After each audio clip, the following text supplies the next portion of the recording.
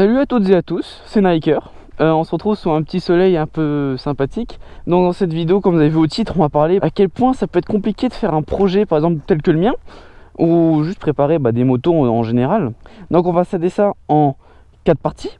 La première partie, ce sera la base. Ensuite, il y a le budget, les fournisseurs. Quatrième et dernière partie, c'est la manœuvre. Par contre, on va exclure la catégorie des supermotos parce que c'est une catégorie vraiment à part. Parce que le roadster et la sportive, c'est pas la même chose à préparer. Donc on va commencer par la première partie, qui est la base. Donc la base, pour moi, il faut une moto facile à modifier. Spoiler, pas une R6. Ça c'est... Je vous le dis, je vous le déconseille, pas de R6. C'est une grosse merde. La coque arrière, je comprends même pas la forme en fait, de comment c'est roulé. Ça, vous voyez, la coque arrière là, il y a ça et ça. C'est une seule et même pièce, et c'est rigide, il faut tout passer. Sur la base, il faut prendre une moto qui a un catalogue d'options déjà bien complet. Quand je dis bien complet, ça veut dire par exemple, sur une R6, vous avez pas mal d'options. Vous avez du Öhlins, vous avez des protections comme cela, enfin c'est pas cela, enfin si, c'est ce modèle-là de protection, mais en couleur exclusive pour Yamaha. Vous avez les commandes reculées, ça c'est pas de l'option. Vous avez des bouchons anodisés, vous avez des pads, un capot de selle, un support de plaque, des leviers, des protections de levier, des tampons que j'ai pas, que je pourrais mettre plus tard, qui pourraient être sympas en soi. Il y a une bulle et c'est à peu près tout. Là il y a la dent de requin qui est une option, et il y a le support de béquille de stand arrière. Tandis que sur une R1, vous allez voir tout ça, mais en plus vous allez voir une bulle endurance pour la R1. Vous aussi vous allez avoir un échappement, donc bon ça logique. Avec la R1 vous allez avoir par exemple le tendeur de chaîne de chez Giles en anodisé bleu. Pourquoi pas sur la R6? C'est plein de petits détails, vous allez voir des détails en plus sur des gros modèles. Et du coup faut privilégier des modèles haut de gamme parce qu'il y a davantage de possibilités de modification. Car les motos sont, alors moi je vais faire un rapprochement un peu bête, mais comme les 1000 style R1 sont destinés entre guillemets à faire de la piste. Donc il faut que ce soit facile à modifier, à préparer plutôt. Donc il faut que le démontage soit beaucoup plus simple. Sur une R1, les carénages sont plus simples à démonter que sur une R6. Exemple, je n'ai pas... Alors dans la vidéo, je vous ai dit que je montrerai ma grille de radiateur. Je vous la mets là, je vous la mets quelque part sur l'écran. Cette grille là, pour la monter, il faut démonter les carénages à droite et à gauche, le réservoir d'eau pour monter une grille. Vous voyez le problème? Donc c'est pour ça qu'il faut une base simple à monter, enfin à modifier, à préparer, ce que vous voulez. Donc ensuite le budget, faut que vous en fassiez un. Et alors comment on fait un budget? En fait il y a plusieurs méthodes. Soit vous réfléchissez à grosso merdo ce que vous voulez faire dessus. Par exemple, ouais je vais mettre du carbone et mettre des leviers, ça s'arrête là. Donc en soi le budget il est facile à faire. Ça va me coûter par exemple 1500 €, par exemple avec des pièces carbone que j'ai moi et par exemple avec des leviers. C'est un exemple, hein, c'est pas représentatif de ce que ça coûte réellement. Ça va me coûter 1500 €. Donc je me fais un budget de 1500 €. Hors manœuvre. La manœuvre, ça va se rajouter plus tard. Ou dans ce cas-là, si vous voulez faire la manœuvre en même temps, faut faire des devis. Mais on en parlera plus tard. Le budget en fonction de ses moyens, c'est logique, hein, faut faire en fonction de ses ressources. Si tu touches à 100 balles par mois, tu vas pas faire un budget d'une moto qui coûte 20 000 balles par exemple et d'en rajouter 10 000 en pièces. Faut se fixer au budget. Alors ça veut dire quoi se fixer au budget? Ça veut dire ne pas faire comme moi. Moi à la base, j'avais prévu, j'avais dit, si vous vous souvenez pour ceux qui me suivent depuis longtemps, ceux qui ne me suivent pas, je vous invite à regarder la toute première vidéo quand je disais on va faire une petite préparation. Et du coup à vous abonner, comme ça vous pourrez suivre tout le long de ce projet de cette moto. Et en fait j'avais dit pièce carbone, pièce d'option catalogue Yamaha et basta, pas de kit déco, rien. J'ai mis un kit déco. J'ai mis des pièces du yard, voilà quoi, j'ai des demi-guidons qui arrivent. Ah oui, j'ai des demi-guidons qui vont arriver de chez Giles. Je vous mets en image, et oui, j'ai fait une petite vidéo quand même. Ça va être monté quand je reçois cette pièce là de carbone. Normalement je reçois en avril, mais spoiler, je ne sais pas, j'enverrai un mail. Moi j'ai fait une entorse gigantesque parce que moi j'ai explosé le budget, je me suis pas tenu parce que je pouvais me le permettre. Mais par contre, ceux qui n'ont pas forcément les moyens, ne faites pas comme moi, vraiment. C'est une préparation, c'est un gouffre financier. Vous allez gagner zéro. Ça ne rajoutera pas de valeur à votre moto.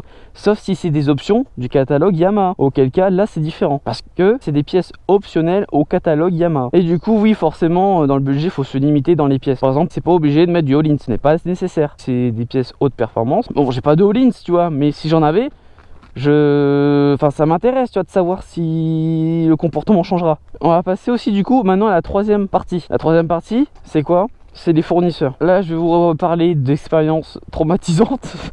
Parce que les fournisseurs, c'est assez compliqué, surtout dans la période où j'ai fait mon projet. Parce que vous n'êtes pas sans savoir qu'en novembre 2022, ça fera 2 ans que j'aurai commencé ce projet. Voilà, à la base, il devait durer 6 mois. À cause des retards, il a duré 1 an. Et le projet est devenu beaucoup plus de ce qui était censé être. Donc les fournisseurs, très important, demander la compatibilité, le support de plaque. C'était sur un modèle d'une R6 de 2014. Si vous avez vraiment des questions, vous n'avez pas trop compris certaines choses, posez-les-moi en commentaire, j'y répondrai. N'hésitez pas à me le faire savoir en commentaire si vous n'avez pas compris un truc. J'y répondrai. Il y a des choses où j'aurais peut-être fait l'impasse dessus et que ça aurait été nécessaire d'en parler en vidéo. Quand c'est comme ça, dites-le moi en commentaire, j'y réponds et comme ça c'est nickel. Pour les fournisseurs, faut privilégier des sociétés dites de qualité qui sont reconnues. Par exemple, au catalogue Yamaha, les commandes reculées et tout ça, enfin tout ce qui est pièces, tout ce qui est quasiment tout l'anodisé, c'est Giles Tooling. Giles font des pièces pour le MotoGP. Ils sont au catalogue de chez KTM, de chez Yamaha et chez BMW. Et par conséquent, dans les fournisseurs, il faut privilégier la qualité. C'est trop important en fait. Il y a beaucoup trop de gens qui vont se faire avoir, qui vont se dire tiens, j'aimerais bien faire par exemple comme un tel ou un tel qui prépare un peu leur moto avec un kit déco, quelques pièces carbone, de l'anodisé et tout, mais que derrière ils vont se faire avoir parce qu'ils n'ont pas acheté des pièces de qualité typiquement sur Wish ou sur AliExpress. Alors c'est pas que c'est mal d'acheter là-bas, mais je trouve ça dommage.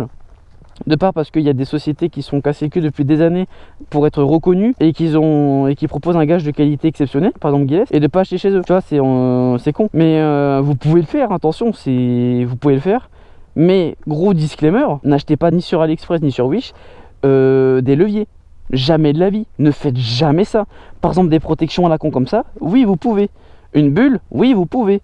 Des autocollants, oui vous pouvez. Un sélecteur, non, pas de sélecteur. Wish, ni AliExpress. Du faux carbone si vous voulez, vous faites ce que vous voulez, mais pas des éléments de sécurité. Tout ce qui est éléments de sécurité, à fuir sur AliExpress et Wish. Jamais, vraiment jamais. Et du coup surtout, se renseigner sur la disponibilité. Parce que moi j'ai fait les frais d'une société qui n'est pas, je sais pas si on peut parler de pas très professionnel, mais ils ont déjà un délai assez énorme sur les pièces et on est à 1 an de retard. Je trouve ça dommage. Par exemple Giles, ils ont un problème de disponibilité sur le tendeur de chaîne parce qu'il y a eu la pandémie et rupture de matière première. Donc ça a mis un peu de temps. Au final je les ai eu, du coup ça a arrangé.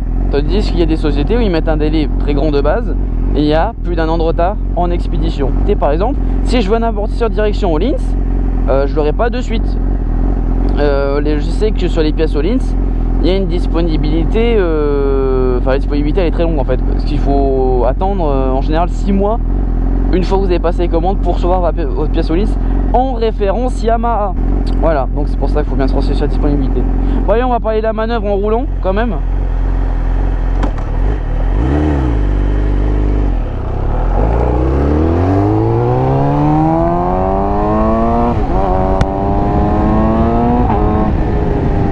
Manœuvre, on va parler de quoi exactement? En fait, c'est pour savoir si vous allez le faire ou non. Il faut garder quand même une part d'humilité parce qu'il y a des pièces, c'est très compliqué. Si vous n'avez pas les compétences, si vous n'avez pas les capacités ni les outils à le faire, faites intervenir un professionnel. Même si ça vous coûte de l'argent, ce sera beaucoup plus sécuritaire et au moins vous n'allez pas perdre de vis ou quoi que ce soit. Si vraiment vous ne savez pas. Par exemple, moi sur mes commandes reculées et mes leviers, ce sont des éléments quand même de sécurité, donc j'ai pas voulu que ce soit moi qui le fasse. En plus c'est des options de catalogue Yamaha, donc ça me paraît tout naturel de privilégier le fait que ce soit des mécanos de chez Yamaha qui le fassent. Donc la manœuvre, faut pas du tout la négliger, faut pas l'oublier, elle sera forcément là. Surtout si vous changez des pièces, par exemple des fourches ou un amortisseur arrière, vous ne pourrez pas le faire vous-même, sauf si vous êtes mécano et que vous avez les outils pour faire ce genre de modification. Putain de pluie de merde! Mais je suis encore dans le nuage ou quoi? Mais je suis plus dans le... Ah! Oh non! Mais c'est une blague! Je suis passé pile dans le nuage! Ah putain non, ça commence à percer, fait chier! Merde! Merde! Avant que la vidéo se termine, le mois prochain j'aurai une grosse annonce à vous faire. Donc soyez présents s'il vous plaît, parce que ça me tient à cœur, parce que vous allez être contents. Donc sur ce les copains, on se quitte plus ou moins au même endroit que la dernière vidéo. Et faites attention sur les routes, surtout quand il pleut. Et on se retrouve au mois prochain. Allez, ciao!